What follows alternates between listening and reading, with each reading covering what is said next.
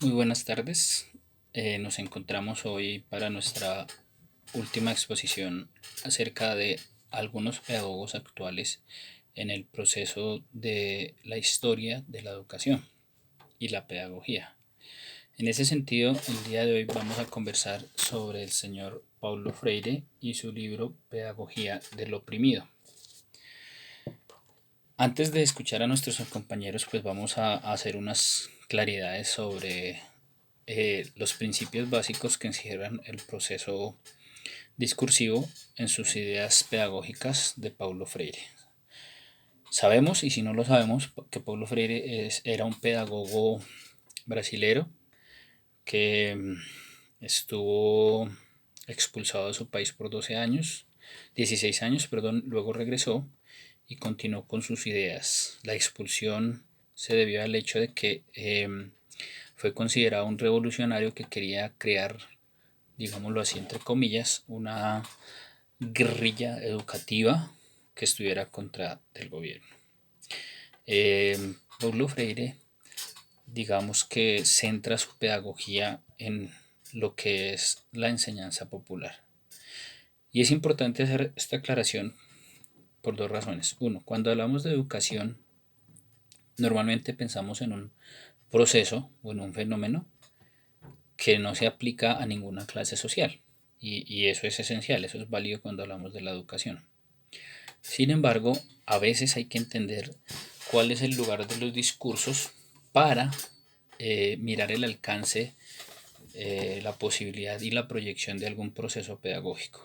Entonces, la primera aclaración que es necesario hacer es que la pedagogía de Paulo Freire se enmarca dentro de, digamos, un corpus teórico que se llama educación popular. ¿Sí? Es como cuando hablamos de la educación pública.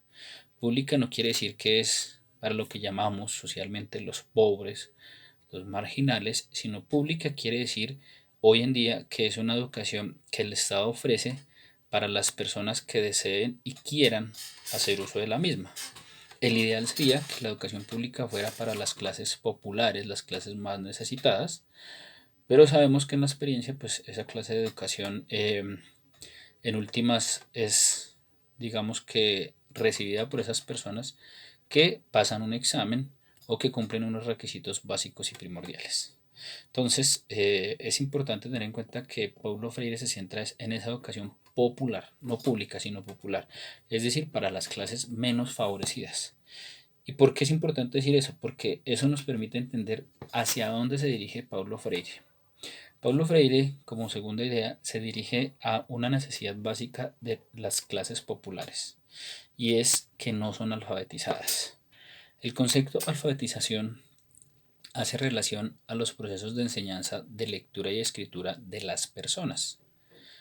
Hoy podemos hablar de que esa opresión o ese falta de alfabetización debe extenderse a otros conceptos, por ejemplo, tales como la digitalización, es decir, el fenómeno de la conectividad, que es entendida hoy como el uso de el Internet para el aprendizaje.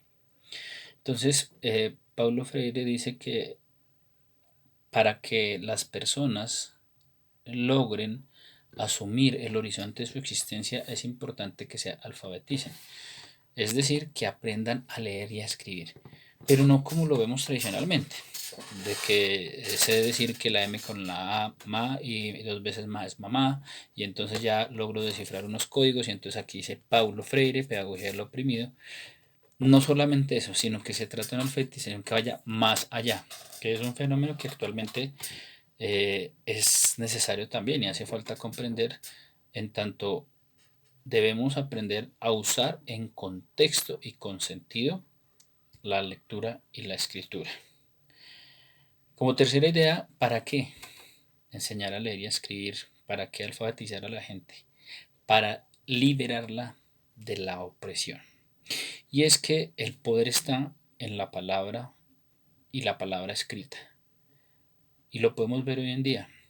¿Qué es una sociedad? ¿Qué es un Estado? Un Estado es un campo en el cual eh, se estructuran los poderes en decretos, en leyes, en códigos, en normas. y no saber leerlas implica que vamos a ser unas personas oprimidas.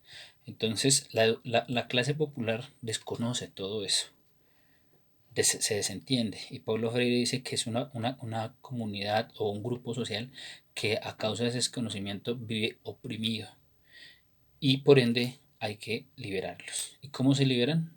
Alfabetizándolos. Se alfabetizan para la libertad. Tercer principio. ¿Eso qué conlleva?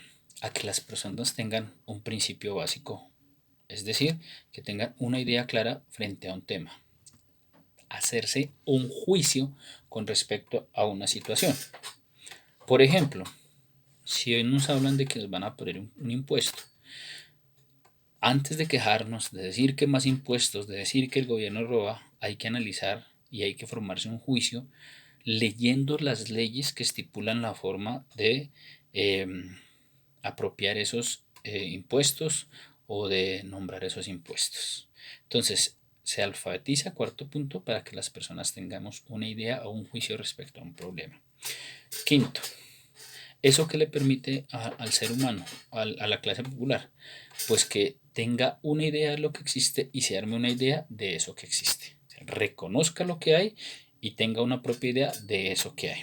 Hablamos de que existe una pandemia hoy en día, aprendemos lo que es la pandemia, pero debemos tener una idea de esa pandemia para que serían nuestros comportamientos.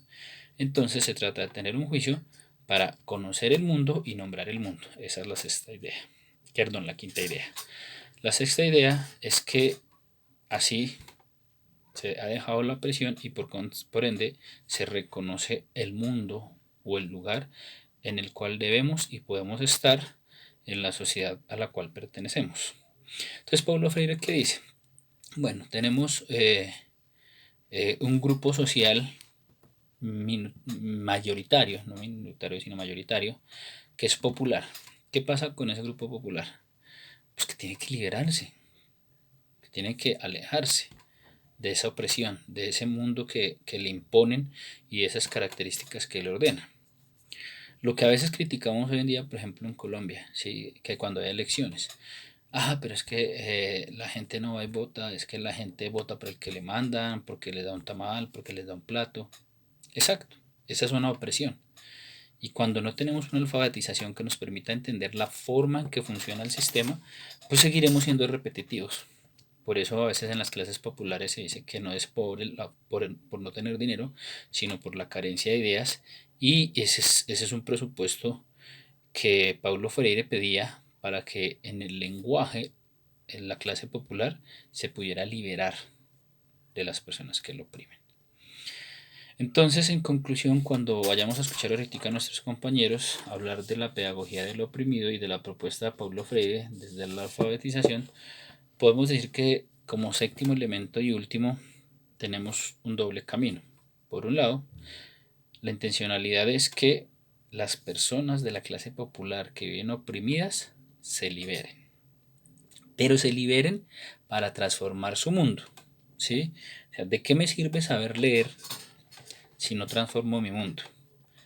Por eso es muy distinto aquel que ve un letrero y dice, ahí dice salón de belleza, o estos productos son dañinos, o el exceso de alcohol es perjudicial para la salud, o se prohíbe el ingreso de menores de edad, si no sabe transformar el mundo desde esa concepción, desde un análisis profundo de lo que eso implica.